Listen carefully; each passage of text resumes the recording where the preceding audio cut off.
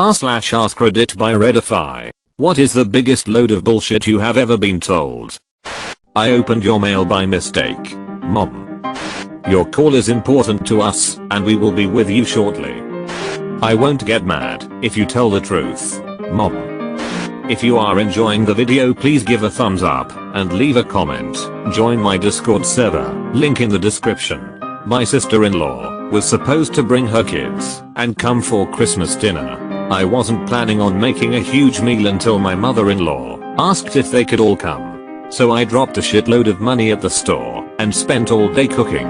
When my husband's sister is late, his mom calls her. She claimed it was snowing with freezing rain and didn't want to drive in the bad weather. We live an hour away. It was unusually warm for December, about 56 degrees. I checked the weather app. Yep, it was 56 there, too. His mom said, well, sometimes the app is wrong. So I called my brother, who lives in the same city as the sister. Yep, it was 56 and sunny. A beautiful day. If you're going to lie to me, at least make it believable. Diarrhea, the flu, car trouble, etc. Nope, she lied about the weather. Ignore the carpenter ants in your house. They'll eventually die off on their own without need of paying for an exterminator. There is no money in the budget for raises this year.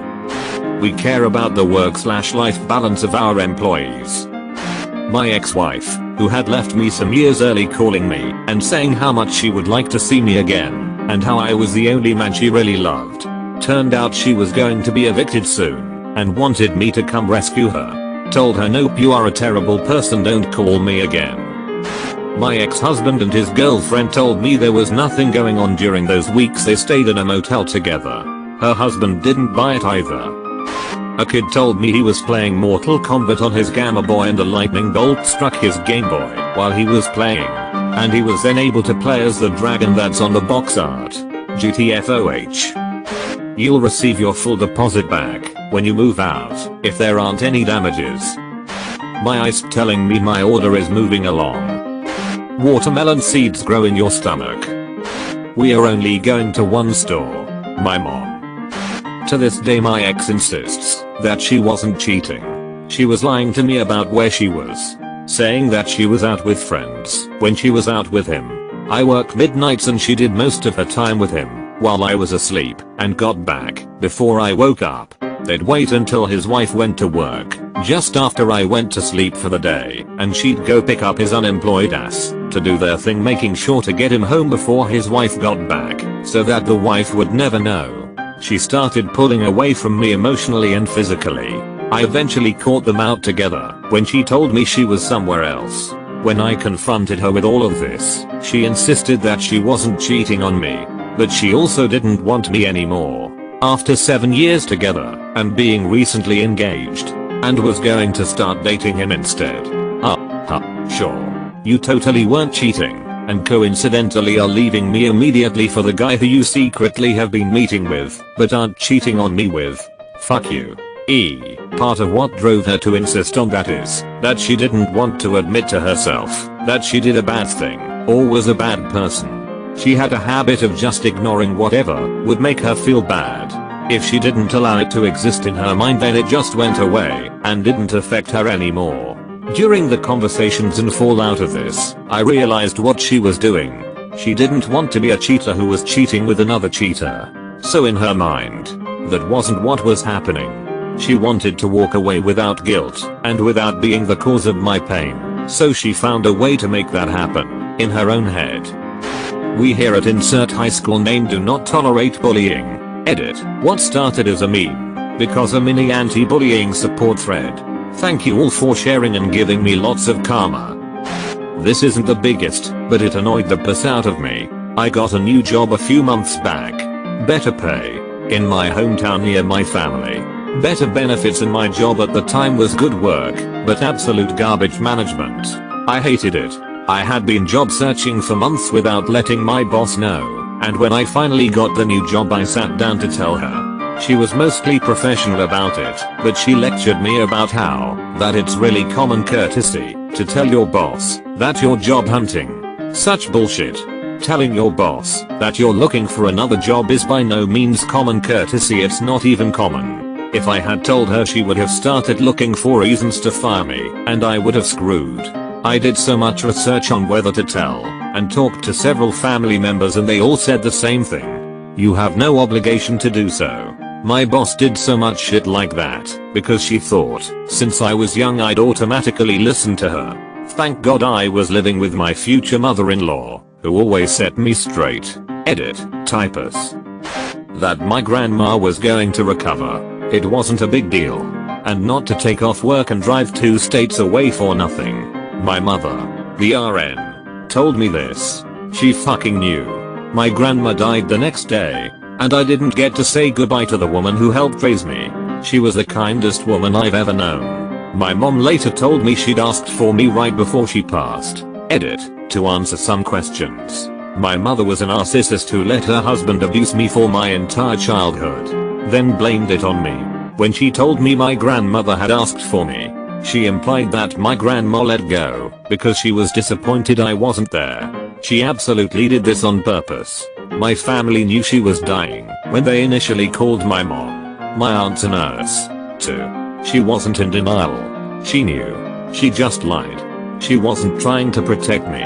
She took my sister with her, and my sister got to say goodbye. I believed my mother because I didn't think she'd lie about something so important. I have been to therapy, and I do forgive her. But she's still a terrible person, and I minimize contact. I have been to r/Ray said the narcissists. It's an amazing community of kind, supportive people. Thank you each so much for your outpouring of love, and for sharing your stories.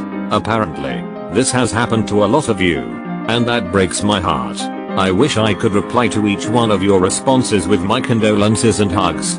I'm reading each one, and I can't thank you enough for your kindness.